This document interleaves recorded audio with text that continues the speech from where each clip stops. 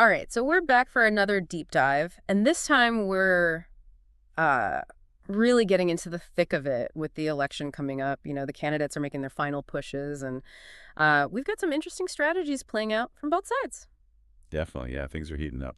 And we've got some news excerpts here that you sent over that I think really highlight some of these, key moments and tactics. So, without further ado, let's jump right in. Sounds good. Okay, so one of the things that caught my eye was Trump's rally in Savannah, Georgia, right? Mm. Big promise there to bring back manufacturing jobs, which, on the surface sounds great, right? hmm But then I did a little digging, and it turns out manufacturing in Georgia, it's like, what is it, 2% of their economy compared to the service sector? Yeah, it's a very small part of their economy. So it's like, how much of an impact is that really going to have, even if you could bring back, a significant number of those jobs? Well, I think what's interesting there is it's not really about the raw numbers. Right. It's about the narrative. Okay. Georgia flipped in the last election, and it had been a reliably red state for decades. Yeah. So both parties see it as kind of up for A grabs. swing state now. Exactly. Yeah. And by invoking this return to like a manufacturing-based economy, he's tapping into a certain nostalgia. That, I think, might appeal to a certain segment of voters there. Yeah, makes sense. Okay, so kind of on the flip side of that, we have Kamala Harris, who is really honing in on the middle class, talking a lot about loan assistance for first-time homeowners, tax breaks for new businesses, things like that. Yeah, I think that's a very deliberate strategy. Those are policies that are very specifically designed to appeal to younger voters, Hmm. first-time home buyers, aspiring entrepreneurs. Mm. They offer tangible benefits that directly address the economic anxieties of those groups. Hmm. For sure. And I mean, those are the voters that could really swing an election, especially in those tight races. Absolutely. So it'll be interesting to see how that plays out. Now, speaking of playing out, we've got to talk about Biden because while all this is happening domestically, he's over at the UN, right? Making a case for global stability. Yeah. It's like a whole different playing field than what we're seeing with Harris's focus on these. Kind of like bread and butter issues. Right, and I think that's very much by design. Okay. This division of labor, Yeah. Biden gets to flex his foreign policy muscles, trying to solidify that image as like the experienced statesman. Right. Right. While Harris is the one connecting with voters on a more personal level, talking about their everyday concerns. Interesting. Okay. So we've got Trump looking to the past, Harris focused on the future, and Biden's on a world stage. It's quite a dynamic, wouldn't you say? It really is, yeah. And it makes you wonder how these different approaches will resonate with voters in the end. For sure. And you know what else makes you wonder about how this is all going to play out? The polls. Yeah, let's talk about those. Let's do it because they are showing a very tight race, like really, really close in a lot of these key states. It's definitely anyone's game at this point. Okay, so you sent over a couple of polls, one from ABC News, one from CNN, Right. and they're showing some interesting trends. So, for example, Trump seems to be holding on to a slight lead in Florida, which we know, Florida, always a big one. Yeah. Crucial state for him to win. Mhm. 29 electoral votes. Exactly. Can't win without it, right? Pretty much. But then on the other hand, Harris is making some gains in Pennsylvania, which, Biden won Pennsylvania in the last election. Right. That's a very interesting development. Yeah. Pennsylvania's huge, 20 electoral votes. And it seems like Harris is really trying to capitalize on a possible shift in voter sentiment there.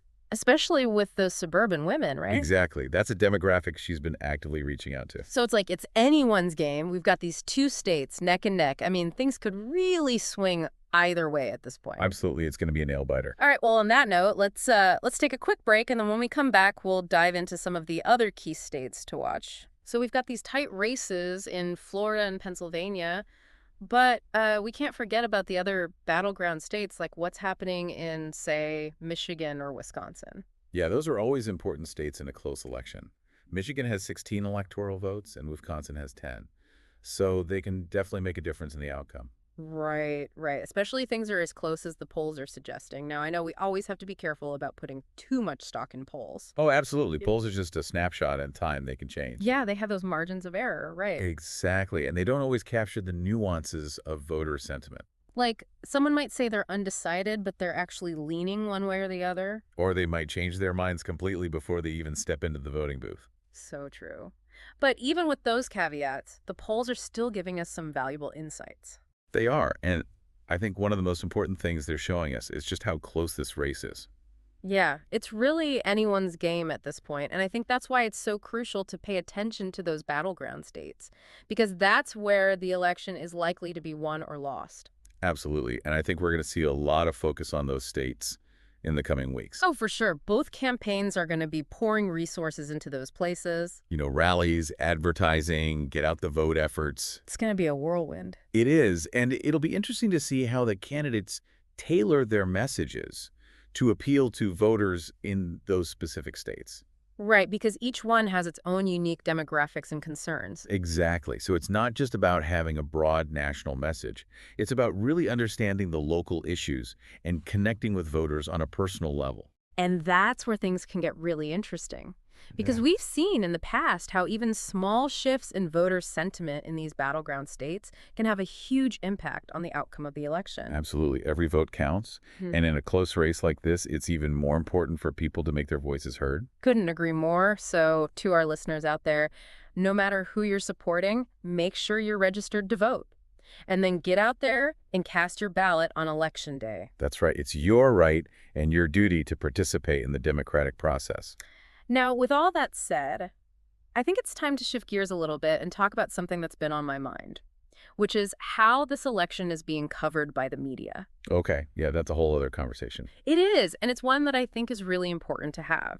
Because we know that the media plays a huge role in shaping public opinion. Absolutely. They decide what stories to cover, how to frame those stories. Mhm. And that can have a big influence on how people perceive the candidates and the issues. Right, and I'm not saying that the media is inherently biased one way or the other, but I do think it's important to be aware of the different perspectives and narratives that are out there. I agree. It's important to be critical consumers of media. Exactly, and to seek out information from a variety of sources so you can get a more well-rounded view of the race. That's good advice. So with that in mind, let's take a look at some of the different ways that this election is being covered and see if we can identify any patterns or trends. Sounds like a plan. So we've talked about the candidates, their strategies, the polls, the media coverage. It's a lot to digest. It really is, and it highlights just how complex and unpredictable this election is.